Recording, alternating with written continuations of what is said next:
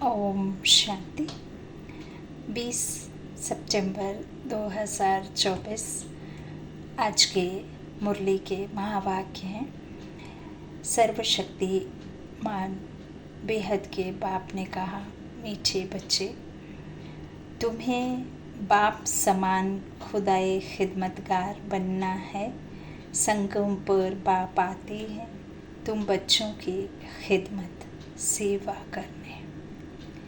हम कितने ना भाग्यवान बच्चे हैं कि स्वयं ईश्वर आकर हमारी खिदमत कर रहे हैं, हमें सुंदर बना रहे हैं, हमें अज्ञान नींद से जगा रहे हैं।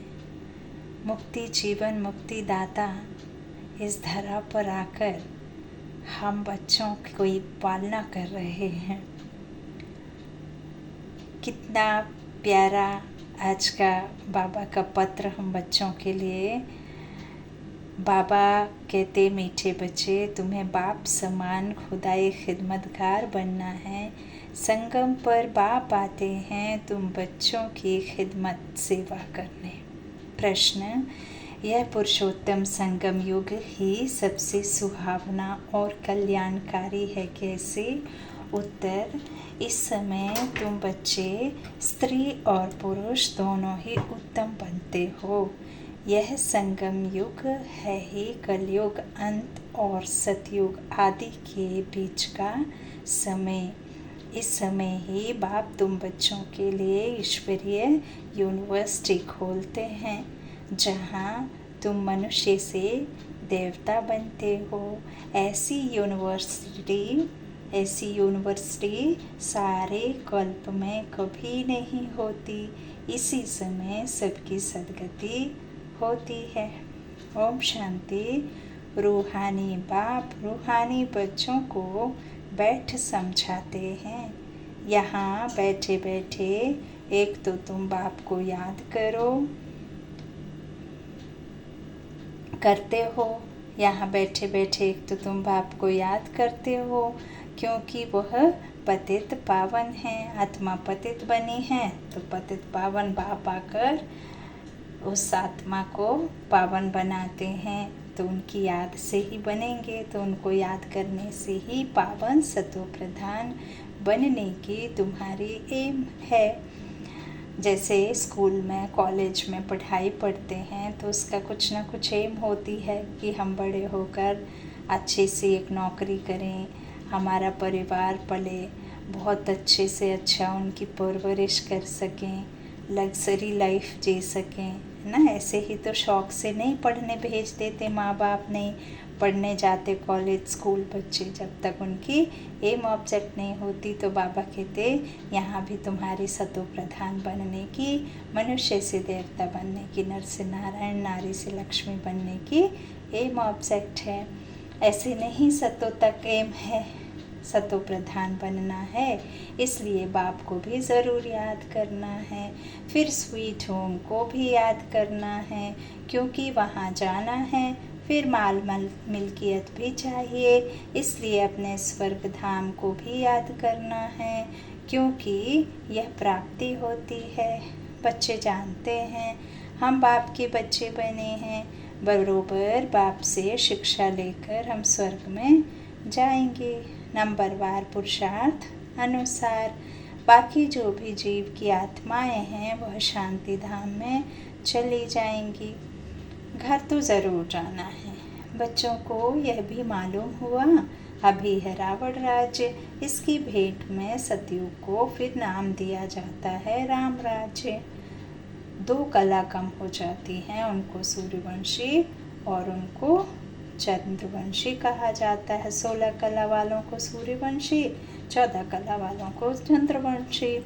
जैसे क्रिश्चियन की डिनाइस्टी एक ही चलती है, वैसे यह भी है एक ही डिनाइस्टी, परंतु उसमें सूर्यवंशी और चंद्रवंशी हैं।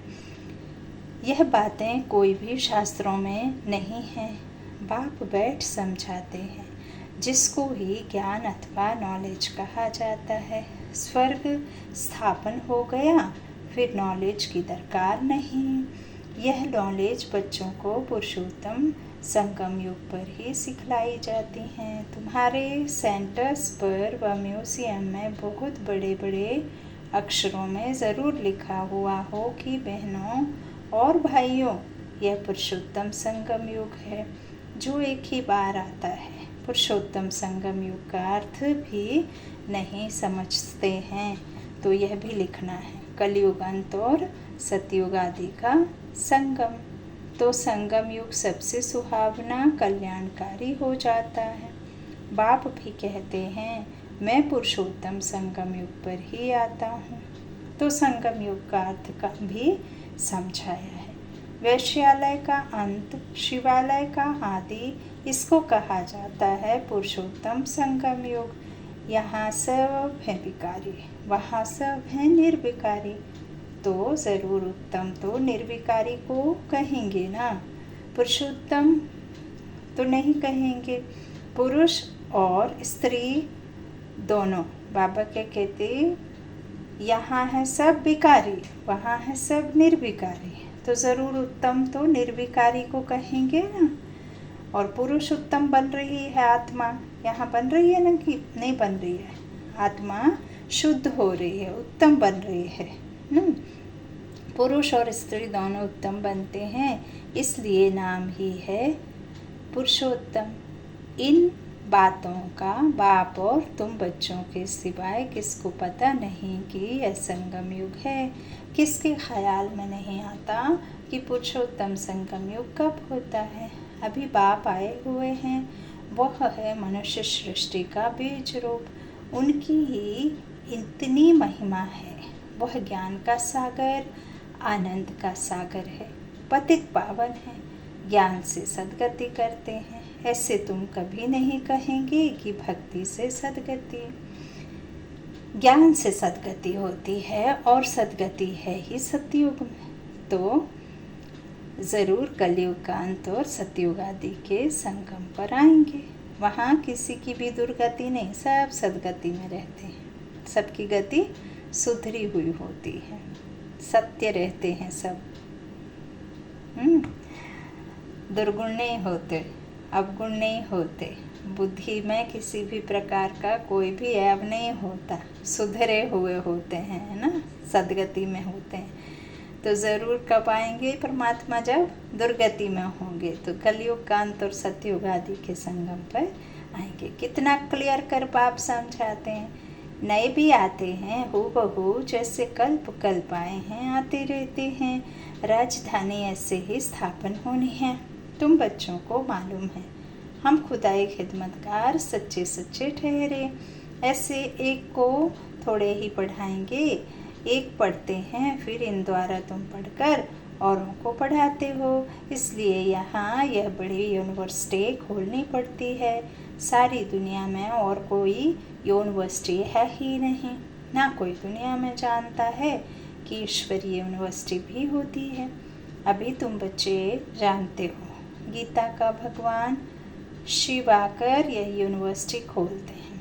नई दुनिया का मालिक देवी देवता बनाते हैं। इस समय आत्मा जो तमो प्रधान बन गई है, फिर उसको ही सतो प्रधान बनना है। इस समय सब तमो प्रधान है ना। भल कई कुमार भी पवित्र रहते हैं, कुमारियाँ भी पवित्र रहती हैं, सन्यासी भी पवित्र रहते हैं, परंतु आजकल वह पवित्रता नहीं है। पहले पहले जब आत्माएं आती हैं वह पवित्र रहती हैं, फिर आप पवित्र बन जाती हैं, क्योंकि तुम जानते हो सतो प्रधान, सतो रजो तमो से सबको पास होना है। सबसे पहले अवस्था कैसी रहती है, सतो प्रधान। फिर जब पाठ में आते तो सतो रहते, फिर रजो तमो सबको गुजरना होता है, सबको पास होना होता है 3 स्टेज से। अंत में सब तमो प्रधान बन जाते हैं। अभी बाप सम्मुख बैठ समझाते हैं। बाबा कहते हैं यह झाड़ तमो प्रधान जड़ी भूत अवस्था को पाया हुआ है, पुराना हो गया है, तो ज़रूर इनका विनाश होना चाहिए। यह है वैरायटी धर्मों का झाड़, इसलिए कहते हैं विराट लीला। कितना बड़ा बेहद का झाड़ है, वह तो जड़ झाड़ होते हैं। तो बाबा कहते जो बीज डालो वह झाड़ निकलता है। नींबू का डालेंगे तो आम का नहीं आएगा, आम का डालेंगे तो इमली का नहीं आएगा, इमली का डालेंगे तो इमली का, आम का डालेंगे तो आम का। तो यह फिर है वैरायटी धर्मों का वैरायटी चित्र। सब मनुष्य, परंतु उनमें वैरायटी बहुत है। लेकिन ऐसा नहीं है कि मनुष्य ने एक शरीर छोड़ा तो वो जाकर किसी दूसरे जानवर में जाकर के आ जाएगा, जानवर की देह ले लेगा।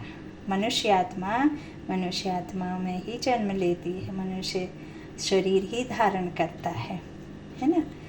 आत्मा जाती है दूसरा शरीर लेती है, लेकिन ऐसा नहीं है कि सांप बिच्छू का या किसी प्रकार के भी पशु पक्षी का आत्मा जाकर शरीर धारण करे, ऐसा नहीं है। लेकिन ऐसा बड़े बड़े ऋषि मुनि कहते थे डराने के लिए। पहले भी बाबा ने रिपीट किया कि बाबा कहते जो ऋषि मुनि पहले थे वो श्राप देते थे, और वो जानते थे कि ऐसा समय आने वाला है, कलयुग में ऐसा समय आएगा जहाँ पाप अति पे हो जाएगा। तो वो इस बात की भासना को लेकर सभी को कहते थे पाप नहीं करना, नहीं तो ऐसे सब जन्म लेना पड़ेंगे, है ना। जानवरों का जन्म लेना पड़ेगा, नरक में जाना पड़ेगा।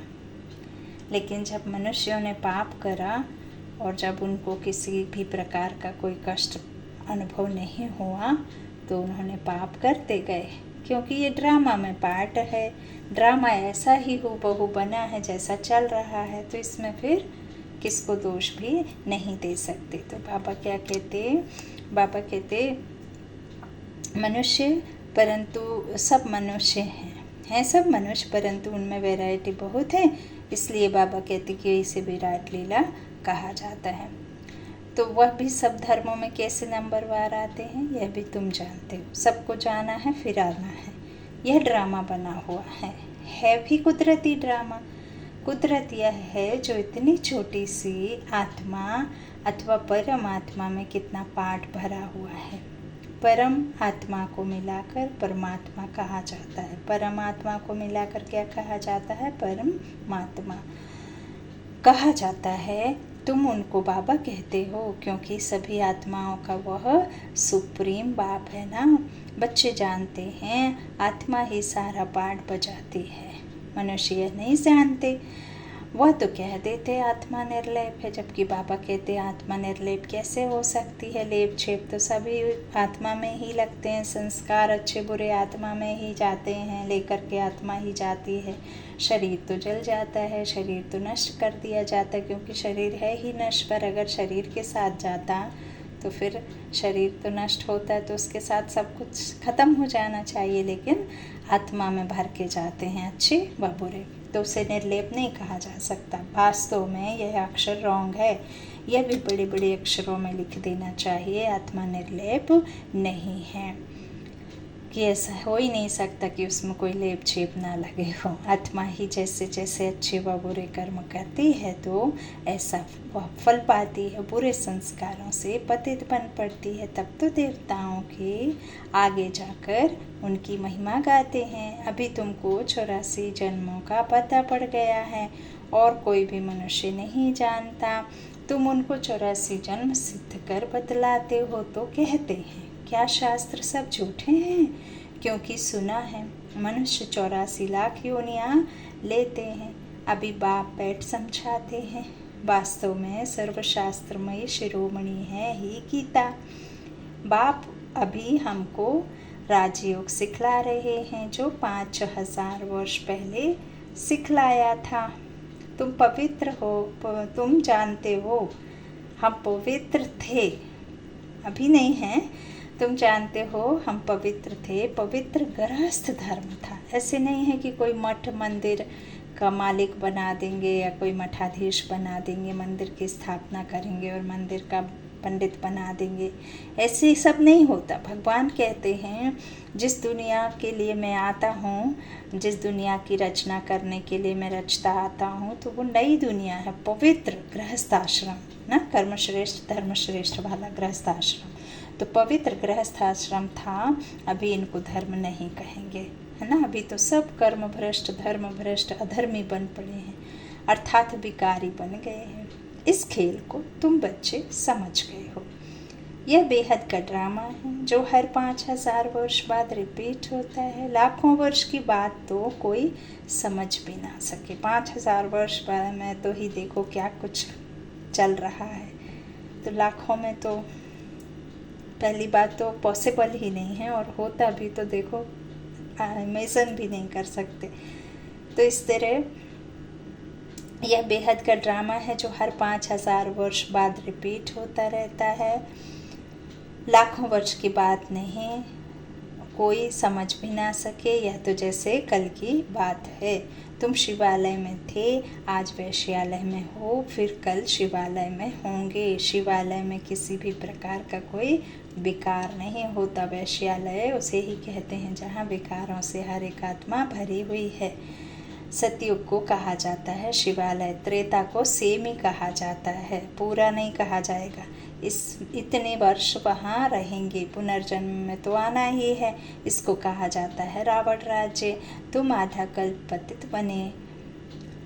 अब बाप कहते हैं गृहस्थ व्यवहार में रहते कमल फूल समान पवित्र बनो। कुमार और कुमारियाँ तो हैं ही पवित्र, उन्हों को फिर समझाया जाता है ऐसे गृहस्थ में फिर जाना नहीं है जो फिर पवित्र होने का पुरुषार्थ करना पड़े। भगवानुवाच है कि पावन बनो, तो बेहद के बाप का मानना पड़े ना। बाबा कहते तुम गृहस्थ व्यवहार में रहते कमल फूल समान रह सकते हो, फिर बच्चों को पतित बनने की आदत क्यों डालते हो, जबकि बाप 21 जन्मों के लिए पतित होने से बचाते हैं। इसमें लो क्लास कुल की मर्यादा भी छोड़नी पड़े, यह है बेहद की बात।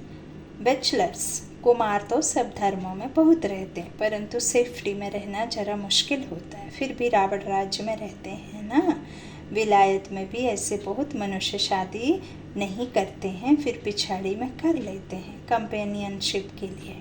बाबा कहते कंपेनियनशिप के लिए करते। दुनिया ऐसी है कि किसी न किसी को फिज़िकली भी हेल्प चाहिए होती, इमोशनली फिज़िकली सब चाहिए होती ना। तो ऐसा कंपेनियन विदेशों में बाबा कहते रखते हैं, उनमें फिर किसी भी प्रकार का वो लोग संबंध उस तरह से विकारों वाला नहीं रखते। तो बाबा कहते कंपेनियनशिप के लिए पिछाड़ी में कर लेते हैं, क्रिमिनलाई से नहीं करते। ऐसे भी दुनिया में बहुत होते हैं, पूरी संभाल करते हैं। फिर जब मरते हैं तो कुछ उनको देकर जाते हैं, कुछ धर्मायु लगा देते हैं, ट्रस्ट बना कर जाते हैं। विलायत में भी बड़े बड़े ट्रस्ट होते हैं जो फिर यहाँ भी मदद करते हैं। बाबा के बच्चों की पालना के लिए भी बाबा के मददगार वो बनते हैं।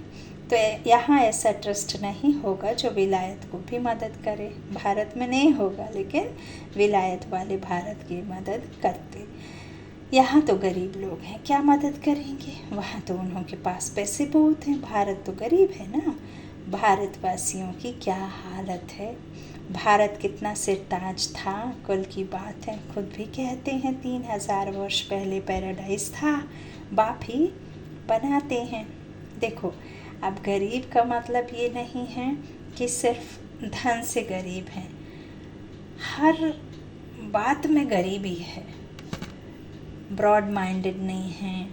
ब्रॉड माइंडेड हैं तो सिर्फ मेरा मेरा मेरा मेरा और इतना है, और आ जाए। दूसरों को देख करके ज्वेलसी है, भावनाएं गंदी हैं, द्वेष है, घृणा है, पाप है, विकार है, मन में कितना कुछ भरा हुआ है दूसरों के प्रति। ऐसी वाली भी तो गरीबी है ना।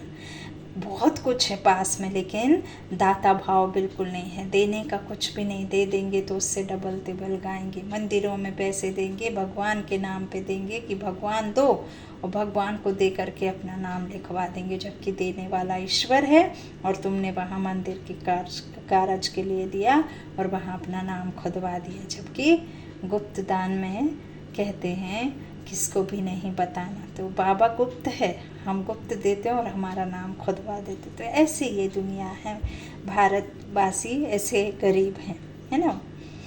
तो बाबा कहते सोच में बहुत गरीबी आ गई है, संस्कारों में बहुत गरीबी आ गई है। तो गरीब निवास बाप है ना, तो क्या बाबा कहते भारत वाले मदद करेंगे। लेकिन उन्हों के पास पैसे बहुत हैं, विलायत वालों के पास, तो फिर वो देते हैं। तो भारतवासियों की देखो क्या हालत है। भारत कितना सिरताज था, कल की बात है। तो बाबा कहते हैं बाप ही बनाते हैं, तुम जानते हो बाप कैसे ऊपर से नीचे आते हैं पतितों को पावन बनाने। वह है ही ज्ञान का सागर, पतित पावन सर्व का सदगति दाता, अर्थात सबको पावन बनाने वाला तुम बच्चे जानते हो। मेरी महिमा तो सब गाते हैं, मैं यहाँ पतित दुनिया में ही आता हूँ तुमको पावन बनाने। तुम पावन बन जाते हो तो फिर पहले पहले पावन दुनिया में आते हो, बहुत सुख उठाते हो, फिर रावण राज्य में गिरते हो। भलगाते तो हैं परमपिता परमात्मा ज्ञान का सागर, शांति का सागर, पतित पावन है, परंतु पावन बनाने के लिए कब आएंगे यह कोई भी जानते ही नहीं है। बाप कहते हैं तुम मेरी महिमा करते हो ना, अब मैं आया हूँ तुमको अपना परिचय दे रहा हूँ। मैं हर 5000 वर्ष के बाद इस पुरुषोत्तम संगम युग पर आता हूँ। कैसे आता हूँ वह भी समझाता हूँ। चित्र भी है। ब्रह्मा कोई सूक्ष्म वतन में नहीं होता है, ब्रह्मा यहाँ है और ब्राह्मण भी यहाँ है, जिसको ग्रेट ग्रेट ग्रैंडफादर कहा जाता है, जिसका फिर सिलसिला बनता है। मनुष्य सृष्टि का सिलसिला तो प्रजापिता ब्रह्मा से ही चलेगा ना। प्रजापिता है तो ज़रूर उनकी प्रजा होगी, कुख वंशावली तो हो ना सके, ज़रूर अडॉप्टेड होंगे। ग्रेट ग्रेट ग्रैंडफादर है तो ज़रूर अडॉप्ट किया होगा ना। तुम सब अडॉप्टेड बच्चे हो, अभी तुम ब्राह्मण बने हो, फिर तुमको देवता बनना है। शूद्र से ब्राह्मण, फिर ब्राह्मण से देवता। यह बाजोली का खेल है।